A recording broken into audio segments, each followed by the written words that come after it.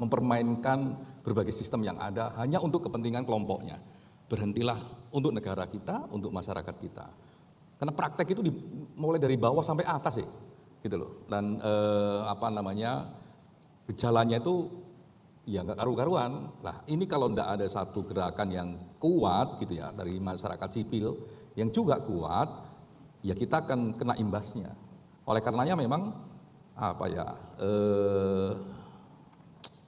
susah ngomongnya karena kasusnya banyak banget, terus sangat fundament gitu loh. Gini, jangan hargai diri Anda dengan mengiyakan atau membiarkan persoalan kong kali kong tersebut kalau pakai kata kong kali kong. Kalau pakai kata persekongkolan, ya jangan hanya diam dan mengiyakan persekongkolan tersebut. Atau kalau ada nepotisme misalnya bahasa dulu ya, mungkin sekarang nggak populer, dulu sangat populer, ya jangan hanya diam. Gitulah itu penting karena harga diri Anda ya dipertaruhkan untuk masa depan kita semua.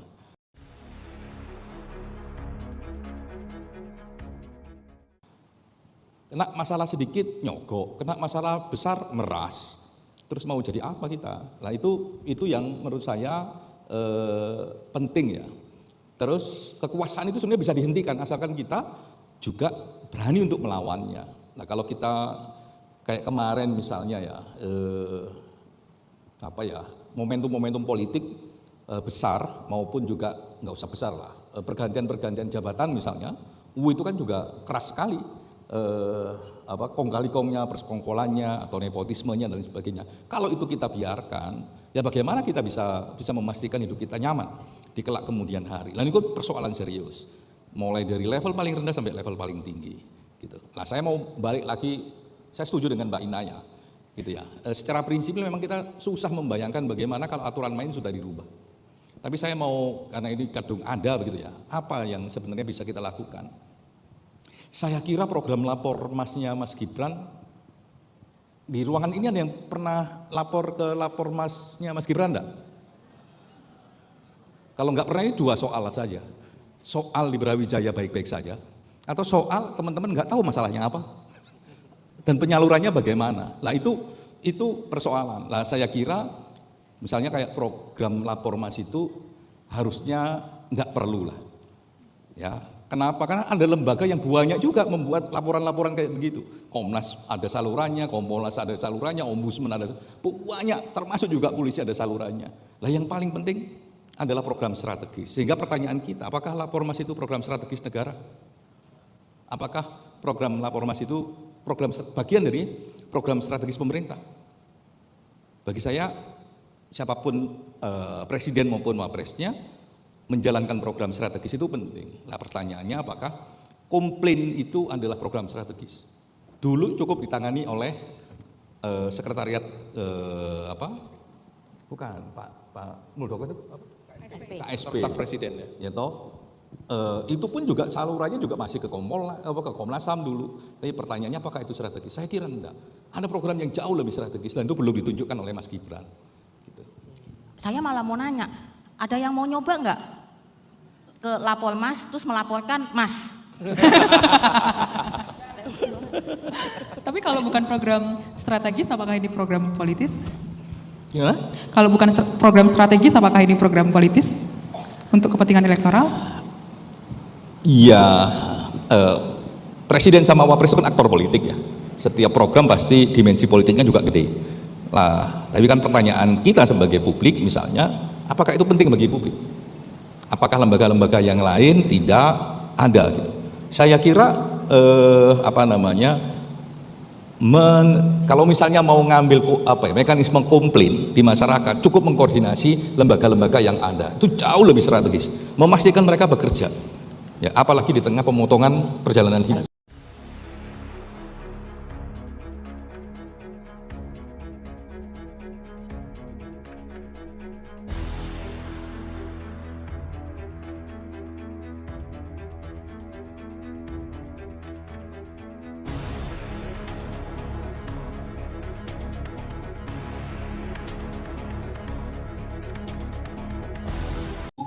Adalah Maxstart, bukan Rekstart. Makstat banyak itu. Iya, jadi hukum kita ini sudah tidak, negara kita adalah negara hukum, tapi prakteknya adalah untuk kekuasaan. Baik. Oke, Gitu. udah Bang. Jelas. Sip. Pertanyaan saya cuma sampai di situ aja. Terima kasih banyak jawabannya. Saya minta sama teman-teman semua di sini, taikan tagar di semua akun tagar. medsos kalian, cekal Budi Ari. Baik. Kenapa saya minta cekal Budi Ari? Saya sedikit jelaskan ya Bang. Saya mulai bau-bau curiga semenjak dia yang hanya sebagai ketum salah satu organ minta posisi menteri. Nggak lama kemudian Jokowi memberikan kursi Wamendes. Ya. Ah, berhubungan Nasdem dukungnya ke arah Anies, mulailah kasus BTS dinaikin. Saya ngerokok dulu ya. Takut kena Bennett. Yuk, Oke. silakan. Dan kemudian nggak pakai lama lagi Menteri Kominfo ditangkap. Naiklah Budi Ari jadi Kominfo. Oke. Website judi banyak. Ya kan? Duit judol, pemutaran uangnya lumayan gede. Masa pandemi udah selesai, tetapi mereka tetap membutuhkan uang untuk pelatihan para buzzer di Jogja dan di Surabaya. Di Surabaya, dua daerah ini yang kita tangkap. Surabaya, Jogja. Iya, betul. Surabaya dan Jogja. Uang butuh banyak dong, Bang. Ya. Misalnya Mas Tarto dalam satu HP punya 3 akun Facebook, 3 IG, 3 Twitter. Satu Twitter, satu akun dapat 500.000 per bulan. 3 Facebook, 3 IG, 3 Twitter. Artinya ada 9 ya, Bang? Ada 9. 3 ya? 3. Plus TikTok 1. Jadi 10. 500 kali 10, 5 juta. 5 juta. Kalau naik jadi FYP, bonusnya 2 juta. Oh. Itu yang Keren. saya tahu. Atek. Nah sekarang kalau sudah kayak begini caranya, mereka otomatis butuh uang, Bang. Belum lagi bayar influencer yang besar-besar. Tentu mereka 500.000 per akun. Betul. Itu buat yang kecil-kecil loh, Bang ya. Kalau Belum kalau FYP? misalnya akun besar yang mampu bikin video untuk giring opini dan segala macam. Kalau FYP Bantuannya lebih besar lagi. bonus. Kalau FYP bonus 2 juta. Betul. Keren ya? Baik. Itu yang gue tahu Biar ya. clear. Yuk. Yes. Dan mohon maaf, bukannya para parcok nih nggak tahu duit judol itu dibagi-bagiin. Mereka tahu, mereka yang bagi-bagiin juga kok. Makanya cekal Budi Ari. Kenapa? Biar dia bunyi. Kalau dia dicekal, apa dia mau masuk sendirian doang? Wow, banyak yang masuk ini akhirnya nanti ya. Kalau betul. Itu yang pengen gua Taktiknya bunyiin. harus pintar. Baik. Taktiknya harus main. Kalau gue bilang, kalau gue jadi orang PDIP, jadi orang partai, itu yang akan gue mainkan sekarang. Tangkap Budi Ari, cekal Budi Ari. Cekal Budi Ari. Wow. Langsung kepalanya ini ya, pemainnya langsung ya, ketuanya. Karena lagi. dari Budi Ari nanti akan ada nyanyian. Sekarang gini loh Bang, mohon maaf Bang, gini Ari Bang. Kita nanya aja nih, Ai nanya ya sama semua di sini. Ya, silakan. Ai cuma sebagai ketua organ, Ai maksa minta jadi menteri. Oke, disiapin kursi Wamendes. Terus nggak lama Ai jadi Kominfo. Ada ini, ada itu. Tetap aja Ai dapat apa yang Ai mau. Tapi nggak lama kemudian di saat anak Jokowi diapa-apain, dia menyalak. Jadi dia jadi tukang cebok. Ini ada apa 2 orang ini antara Jokowi sama Budi Ari? Betul. Berani pasang badan gitu Mama Per ya, mencurigakan. Take and give-nya gede banget gitu loh. Gini Ari loh, sesetia-setianya orang. Aduh mohon maaf kalau emang yang urusannya nanti bikin gue repot, gue mah gak mau ikutan. Iya. Sampai mana lu setianya sampai sebegitunya, kenapa? Kalau satu website dapat 50% dari sekian website, terus tiba-tiba udah ada selentilan juga 20 M per bulan, ya buat bayar buzzer cukup lah Bang. Kalau dibilang cukup nggak pernah ada cukupnya karena buzzer direkrut. Betul. Banyak-banyak. Naikkan Dan mereka butuh dana. Cekal Budi Ari. Teman-teman, kalau kita sepakat typing tagar cekal Budi Ari. Terima kasih, Mbak Vera. Saya ke Pujangga Pelangi, Bang Arlo. Assalamualaikum, Assalamualaikum selamat warahmatullahi siang, Bang. wabarakatuh. Mbak Vera, sebenarnya ini saya pernah bicara waktu itu saya di ruangnya Bang John itu setahun yang lalu. Kalau mau tangkap judul itu ada di istana. Waktu itu masih menjabat Budi Ari.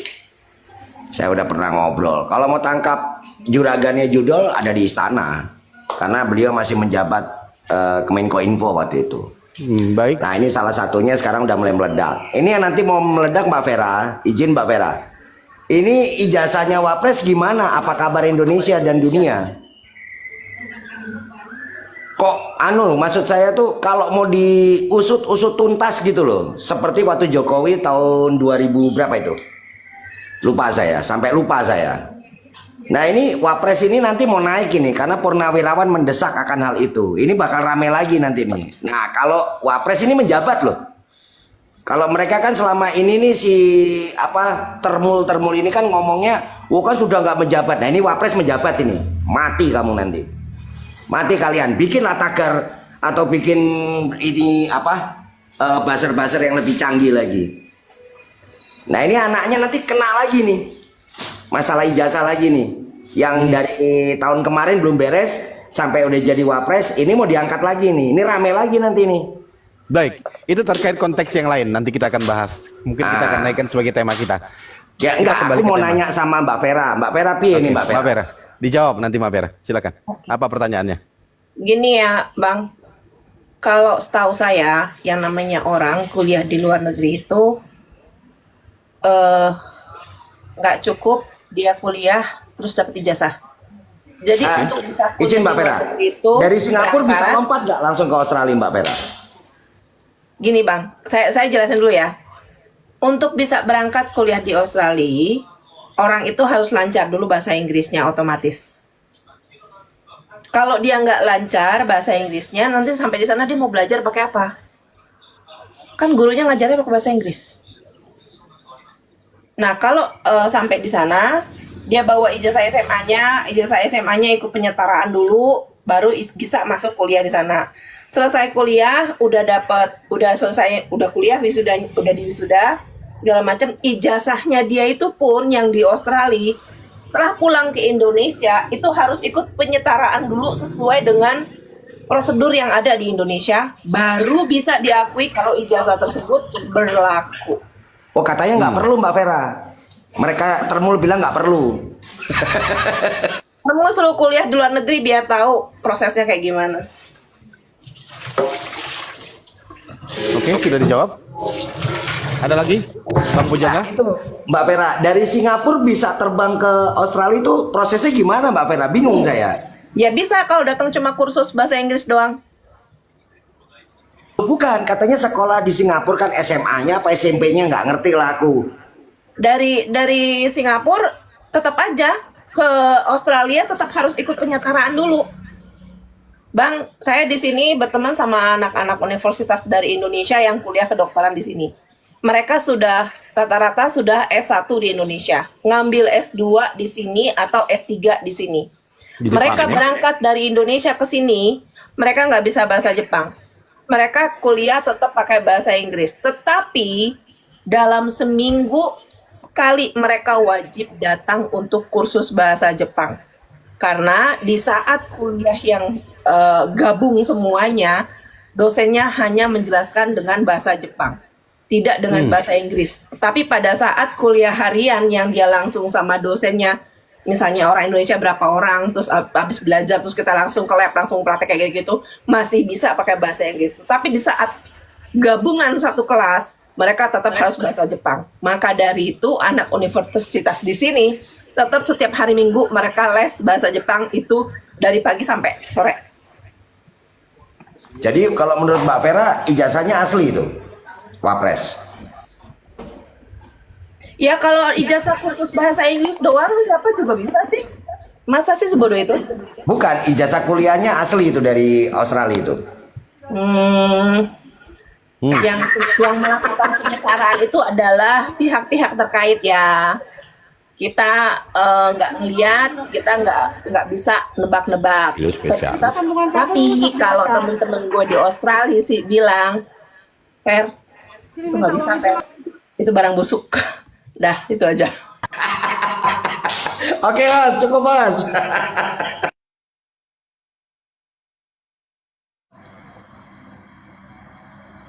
Sorry. Oke, Mas Web silakan. Assalamualaikum. Selamat bergabung di Ganjar Terbaik.